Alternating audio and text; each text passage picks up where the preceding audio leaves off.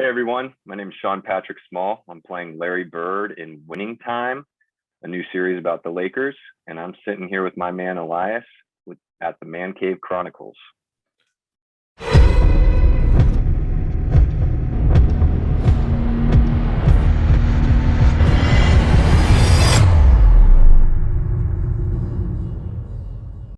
Sean, welcome to the cave.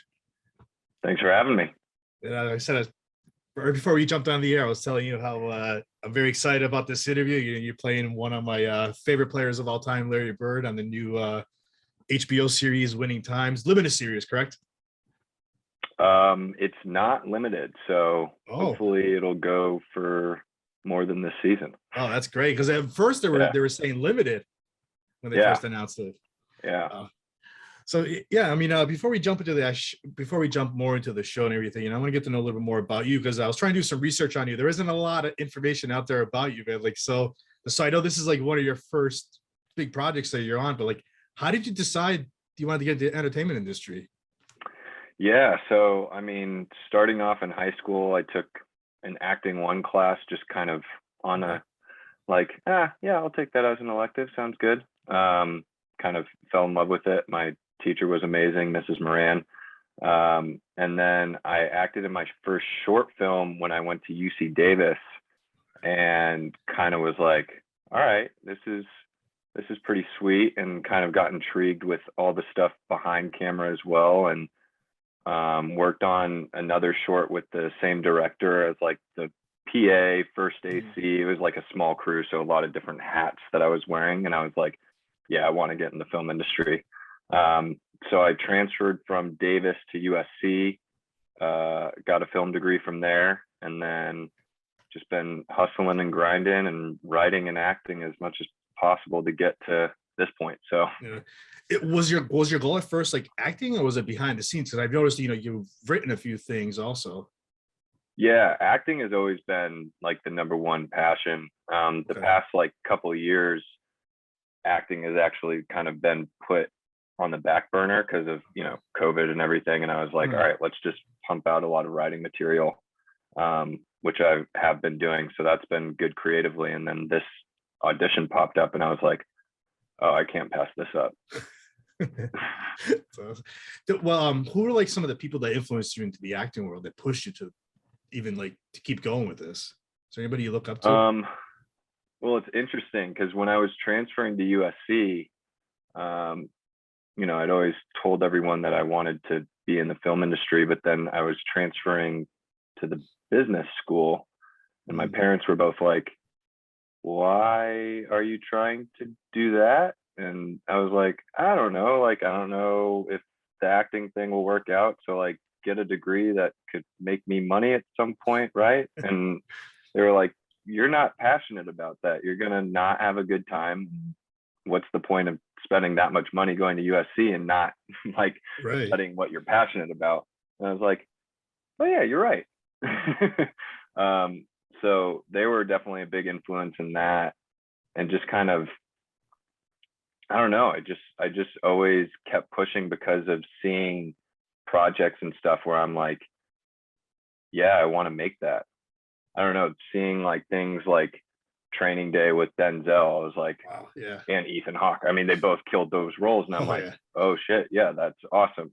Even The Dark Knight, seeing Heath Ledger lose himself as the Joker, I'm like, yeah, I want to do that. And then even more recently, Euphoria, I'm like, I want to make something like that. Wow. Those are the things that just keep pushing me and inspiring me to make new content. So we mentioned you're going to be on the Winning Time, the rise of the Lakers Dynasty. But I was when I was doing a little more digging around to learn more about you, you kind of wrote something similar to this. So it's coincidence how this happened.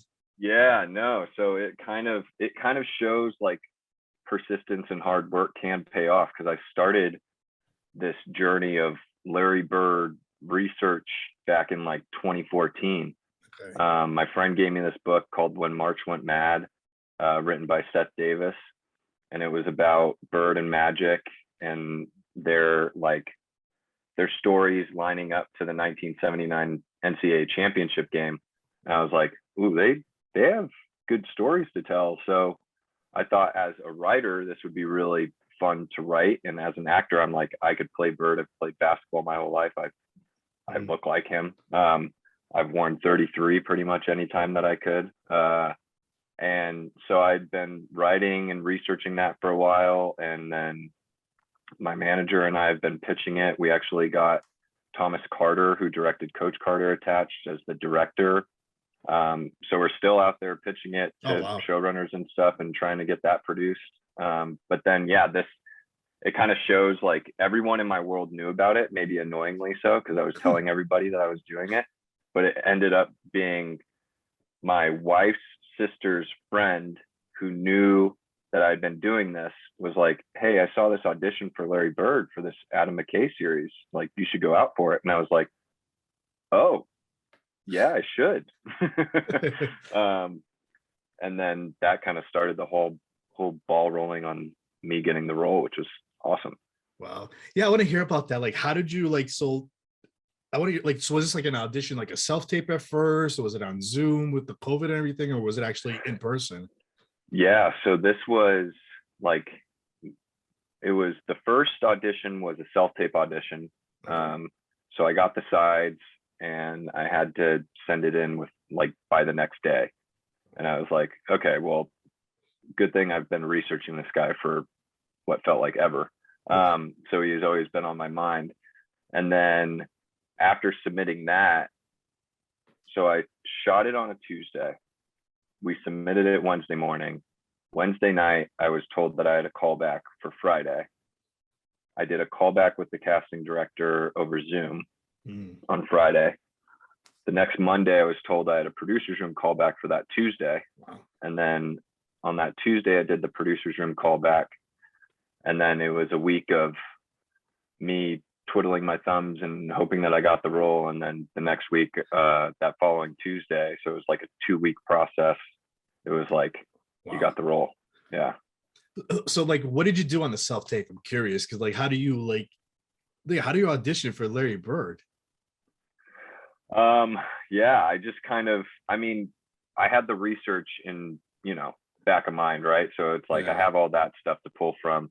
It was really getting like the mannerisms and the accent down, and not being like, like I love Nick Kroll, but young Larry Bird played by Nick Kroll, I didn't want to be too caricature-y, so I wanted to be as authentic as possible to Bird, especially because he was never over the top or anything like that. So it was just very grounded and in his ways, and that's how I played it toward camera. And that's, it's funny because like the other night, one of my best friends, huge Celtics fan, we grew up in Massachusetts, and I texted him. I was like, hey, I'm gonna have Sean on. He plays Larry Bird on this, and I sent him the pictures of you as Larry Bird from the. And he's like, you sure it's not even Larry Bird? It's like, it looks exactly like Larry Bird. So the way they did it, it's like, it's amazing. Yeah. I even, like, when I was writing the miniseries that I was writing, like 4 years ago, I grew out my hair, dyed it blonde, grew a mustache, and like did some photos to recreate. So that also helped in getting me the self-tape audition. Like, my manager sent that in along with my resume and demo reel. So it was like all that Larry Bird work paid off. It's like, so would you like book the role, like before they even gave it to you? Did they even say like, hey, do you know how to shoot a basketball, or do you have any background in basketball? Were you asked that too? During the producer's room callback, they did. Okay. And then when I got the role, I did like a basketball assessment with their trainer. That was their basketball trainer. And they were like, oh yeah, you can play. So it was really, during that time, it was changing my game, which is, more towards like modern basketball, and into becoming the silhouette of Bird on the court with his quirky shot and how he moved dribbling wise. Because, in the 80s, if you dribbled like we did now, they would call everything a, why am I blanking on the double name? Dribble, but, double dribble. Yeah. Yeah. So it was like learning to dribble like this. I mean, I became a better ball handler and all that type of stuff. Wow. So that was fun. Did you have any input on the character, the way you were going to play him, also like with the directors and the producers? I mean, I kind of just made the creative choices that I made. And then if they wanted to play it a different way, they would. But it seemed like we were both very cohesive in how we wanted Bird to be portrayed. So that was good. Yeah. Was there any challenges playing the character or connecting with them? For me, the biggest challenge, because I mean, I am internal for the most part, but Bird is like very internal. And so like on days when I would be driving to set, I would be listening to music that would try to get me in the mood to be that stoic character.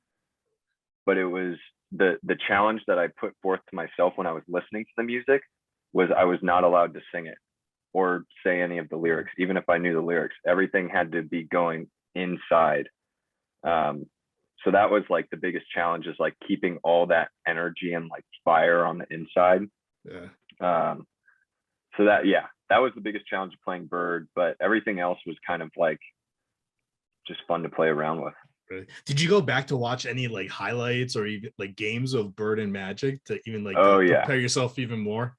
Oh yeah, YouTube was a huge resource for me in terms of like the accent, just watching a whole lot of interviews with him, and watching just like full games like Celtics Lakers or like the national championship game, any of that stuff, to just kind of see how the style of play was and what the back and forth was with Magic and Bird. So yeah, that was fun. How did it feel wearing those old uniforms? They were tighter than uniforms that are today, especially with the short shorts. But yeah, no, it was good. I was like, I don't know, I was wearing the short shorts and I'm like, I mean, it makes functional sense. The ball's not going to get caught in anything, so that's a good thing. What did you love the most playing this, like, Hall of Famer? Ooh, love the most.